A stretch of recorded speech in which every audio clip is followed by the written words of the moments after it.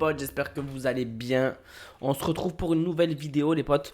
On va parler un peu de ce qui arrive là pour Pedri depuis 2 semaines qui a été annoncé blessé encore une fois. Out jusqu'à fin octobre, il doit revenir pour le Classico le 29 je crois. Mais vous connaissez la vibe et l'ambiance. S'il est blessé tout ce temps, il va revenir peut-être pour les 20 dernières minutes du Classico, je pense. À moins qu'il revienne un peu avant et qu'il soit prêt pour le match Barça-Real, mais j'y crois pas trop. Je pense qu'il va pas jouer et il va falloir commencer à soulever des questions par rapport à Pedri. Voilà, on le sait tous, c'est notre chouchou. Moi, perso, c'est mon joueur préféré de l'équipe. C'est peut-être pas le meilleur. Parce que pour moi, De Jong, c'est vraiment quelqu'un de supérieur à tout le monde dans l'équipe, enfin au milieu de terrain surtout. Et il a vraiment ce truc en plus. Mais bon, déjà, c'est pas tout à fait le même style de jeu. Mais dans chaque rôle, pour moi, ils font partie des meilleurs sur le terrain. Et Pedri, c'est mon joueur préféré. C'est ce qu'il procure comme émotion, ce qu'il arrive à faire avec le ballon, sa conservation de balle. Pardon. C'est sa technicité, sa vision de jeu. Enfin bref, ce joueur est trop fort. Mais la question des blessures est un peu trop récurrente, à mon avis, pour ce joueur. Et c'est pas des blessures d'une semaine ou deux qui arrivent 2 fois dans l'année. On est sur peut-être deux trois blessures dans l'année qui durent un minimum presque un mois et demi à chaque fois. Et il loupe quasiment la moitié de la saison.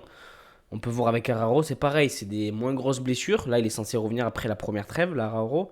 Mais pareil, c'est des joueurs qui se blessent énormément. Et donc, bon, un peu la faute à tout le monde. Quand on voit sur Twitter, c'est surtout la faute de Xavi et la faute de son staff technique. Et après, ils y peuvent rien. Au Barça, on a toujours eu des joueurs qui étaient faibles physiquement. Alors oui, ça vient peut-être des entraînements physiques, mais pas que selon moi, hein. Ça vient aussi des joueurs qui sont très faibles physiquement et qui sont enfin mousse en fait. Il leur manque du calcium à ces joueurs, c'est tout ce qui leur manque. Pedri, je suis désolé, mais c'est pas la première fois, malgré la préparation. On a vu, ils ont fait une grosse préparation. Et c'est pas la première fois qu'il se blesse. Dembélé à l'époque, il se blessait tout le temps, même quand c'était pas Xavi. Bon, après lui, il était vraiment très fragile. Araro se blesse souvent. On a plusieurs joueurs qui se blessent. On peut voir la préparation physique de certains joueurs, comme Ferran Torres, qui fait une prépa de fou et qui se blesse quasiment jamais. Donc ça dépend, à mon avis, surtout des joueurs. Faut pas remettre la faute sur le staff technique à chaque fois, ou le staff médical, ou Xavi, ou le fait qu'il ait joué il y a 2 ans et demi, 70 matchs. Peut-être que ça y joue pour Pedri, hein, qui va mettre un peu plus de temps à se rétablir. Mais il a 20 ans, il a joué 70 matchs il y a 2 saisons et demie. Tu peux peut-être galérer la saison d'après et te blesser parce que tu as besoin de repos. Mais au bout d'un moment, il faut revenir, frérot. Si tous les ans, tu te blesses environ un mois et demi, 2 mois, ça va être compliqué. Et même pour le rythme, pour la façon de jouer, pour garder cette patte technique. Bref, il faut qu'ils touchent du ballon, les mecs, hein. Le foot, ça s'apprend pas de la théorie, hein, c'est de la pratique. Moins tu pratiques, moins tu vas être bon. Malgré un niveau qui peut frôler l'excellence ou quoi, il faut de la pratique tout le temps pour garder ce toucher de balle et cette vision de jeu, cette vista tout, quoi.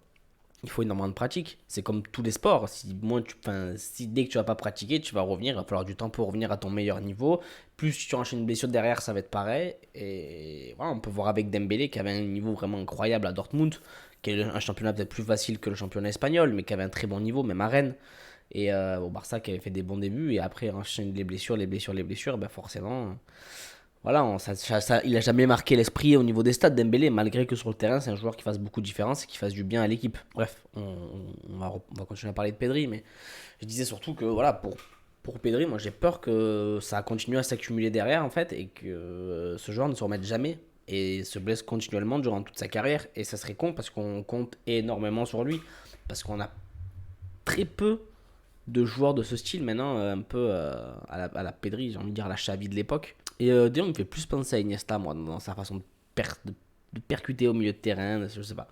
Et Pedri me fait plus penser à Xavi. D'autres jeunes, hein, il y a Bellingham, mais voilà, comparer Pedri et Bellingham, pour moi, c'est comparer Ronaldo et Messi, ça n'a pas vraiment de...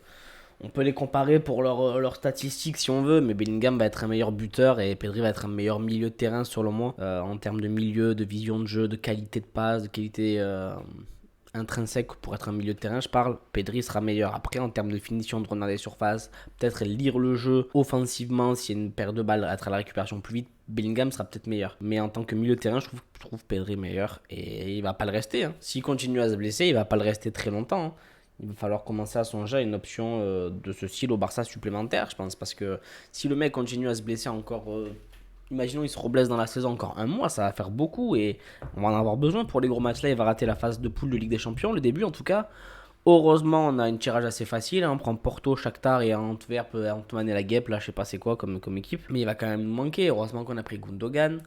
Heureusement qu'on a Gavi, on a Auriol, on a quand même plusieurs milieux de terrain. Pedri, il faut qu'il soit là, il faut qu'il ait du temps de jeu, il faut qu'il évolue, il faut qu'il porte cette équipe aussi offensivement par sa qualité de balle, sa qualité de passe, sa qualité technique. Il faut qu'il joue bien plus. Et cela, c'est à peine le début de saison et on fait 3 matchs, il se blesse à l'entraînement comme Arauro. Il se blesse 1 mois et demi, voire 2 mois, c'est énorme. Vraiment, c'est énorme. J'espère qu'il va revenir à une bonne forme et un bon niveau. Voir avec Fati ce que ça a donné depuis ses blessures récurrentes. Voilà, c'était notre crack et ça allait de moins en moins. Ça y est, c'est plus grand monde maintenant en dessous Fati, malheureusement. Alors vous pouvez le défendre si vous voulez. Si vous le kiffez, tant mieux. Si vous le kiffez pas, tant pis. C'est pas une raison de kiffer ou pas le joueur. C'est que Ansu Fati, c'est pas le Ansu Fati qu'on a connu. Et il faut dire la vérité. Même s'il est jeune qui peut revenir à un bon niveau, depuis 2 saisons, c'est quand même assez catastrophique Ansu Fati. On va pas se mentir. On voit un Ferran Torres en attendant revenir assez bien. Et ça fait plaisir. J'espère qu'il va continuer sur cette lancée parce qu'il peut apporter quelque chose en jouant sur le côté gauche, selon moi. Félix, je pense qu'il aura plus de temps de jeu quand même que Ferran. Techniquement, il est meilleur. Il a joué quand même plus longtemps à Atletico. Il a joué à Chelsea, même s'il n'a pas joué très très longtemps. Il a joué un an à Chelsea. Et il a été souvent là dans les bons moments avec l'Atletico quand même. Donc beaucoup crachent sur Félix, mais c'est un bon joueur. Est-ce que c'est ce qui va s'imposer au Barça? Je sais pas. Mais ça reste quand même un bon joueur. Bon, bref, pour revenir sur Pedri, voilà. Out, on l'a out jusqu'au Classico. On va espérer le revoir pendant le Classico, mais ça va être compliqué. J'espère qu'il sera là. J'espère qu'il va éviter ses blessures. Et selon moi, il ne faut pas trouver de fautif. C'est pas de la faute du joueur s'il est en carton, même s'il fait un effort physiquement et qu'il pousse la fente ou ce qu'il veut, s'il s'entraîne bien. Si le joueur est faible physiquement et qu'il a une tendance à se blesser, bah, il se blessera malgré tout. Xavi et son staff médical et son staff technique, bah, ils y sont pas pour grand chose non plus. Pareil, si le joueur est fragile, le joueur est fragile. Vous voulez faire quoi avec Ça va, faut rester en vie, frère, c'est pas grave. Vous voulez faire quoi si c'est dans la nature du joueur? On peut pas déjouer la nature et c'est comme ça. Donc voilà. Faut espérer qu'il revienne à un bon niveau. J'espère que ça va pas être trop dur sans lui. On a quand même des milieux. On a Gundogan, comme je disais, De Jong, Auriol, Gavi. On a le petit jeune Fermin Lopez qui est pas mauvais aussi. Un petit jeune, je pense qu'il est même plus vieux que Gavi, peut-être, j'en sais rien. Mais non, là, il faudrait retrouver un 4-3-3. Selon moi, on va parler vite fait de ça avant de clôturer cette vidéo. Il faut retrouver un 4-3-3, jouer avec Rafinha ou Yamal à droite comme vous préférez, et mettre Félix à gauche, Lewandowski, et tourner avec 3 milieux. Déjà, ça te permettrait de plus jouer Gavi en faux ailier, et ça te permettrait d'avoir une rotation de plus en milieu de terrain, du coup. Si tu pars avec un Auriol, De Jong, Gundogan pour commencer, ou De Jong, Gundogan, Gavi, ce que tu veux, voilà. Tu as 2 milieux encore pour tourner derrière. C'est pas énorme, mais c'est déjà ça. En attendant le retour de Pedri, ça devrait faire l'affaire, je l'espère.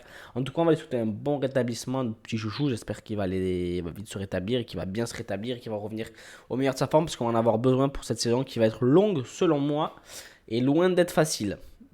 Loin, loin d'être facile. Et voilà, cette trêve nous fait chier. À tous, on va pas se mentir. Le qualif de l'Euro, on a rien à foutre de voir l'Espagne, la France, l'Italie jouer contre la Macédoine du Nord. Bref, les frérots, j'espère que cette petite vidéo vous aura plu. Voilà. Qu'est-ce que Pedri out? C'est comme ça. On va espérer qu'il revienne vite et fort. Et on se retrouve très vite pour une prochaine vidéo. J'espère que celle-ci vous aura plu. Portez-vous bien. Ciao tout le monde. Bye bye.